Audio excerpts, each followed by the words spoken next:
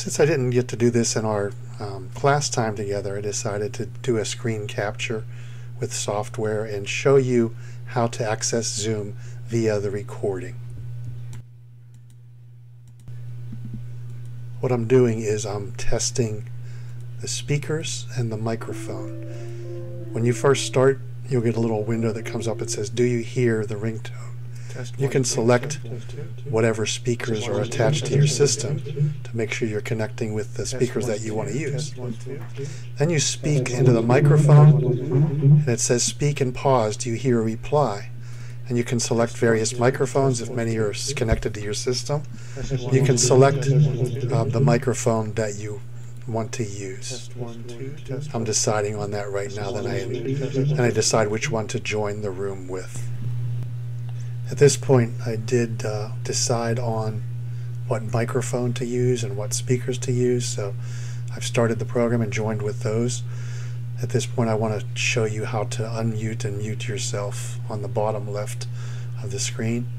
Clicking on the start and stop video, that's where that can be done. Also want to pick up some options under video settings. That's where you would find those to adjust any video settings. There's a myriad of options there.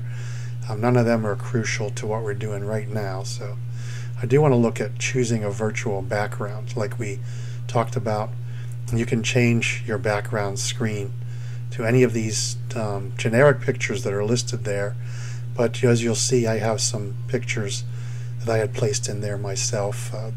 My profile picture is of my little 1985 Mazda RX-7 sports car, which I like very much, so I have that as an option as well. You could put all sorts of pictures there as a background, and you see how that looks.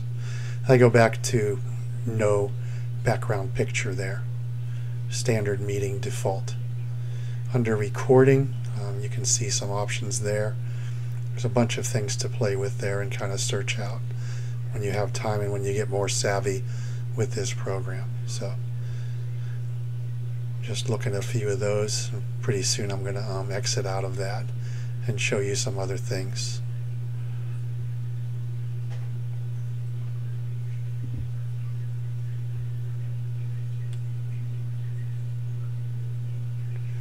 Down at the bottom of the screen, I'll click on some of the options down there. Show meeting participants. I'm the only person in the screen in the Zoom room right now, so I'm the only one listed. Clicked on the chat link. On the bottom of the chat, when that pops up, you'll see to everyone, or you can choose to send chat to a certain individual when others are in the room. I'm just kind of testing that out. I chose everyone because that's the only option I have right now with myself being in the room.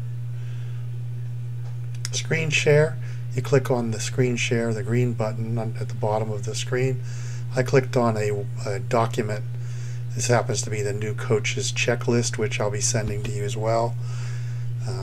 That shows everybody in the room that screen, like we were doing in our training time.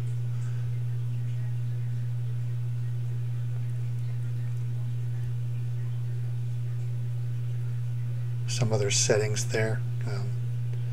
As far as options for screen sharing, that button that I was just hovering over is the pause and stop recording button. That can be found on the bottom of the screen as well as up on the top. I clicked on it, but I opted to cancel out. There's some, I think this is a rather new feature. You can just add these little emoticons on your screen, and that has to do with Facebook and some other, and YouTube. You can go live on those venues. So I just click on the end meeting button. I canceled out of it because I want to stop the recording first. Say yes to that to make sure the recording is stopped and sealed. Then hit end meeting and hit end meeting for all. And that ends the Zoom session.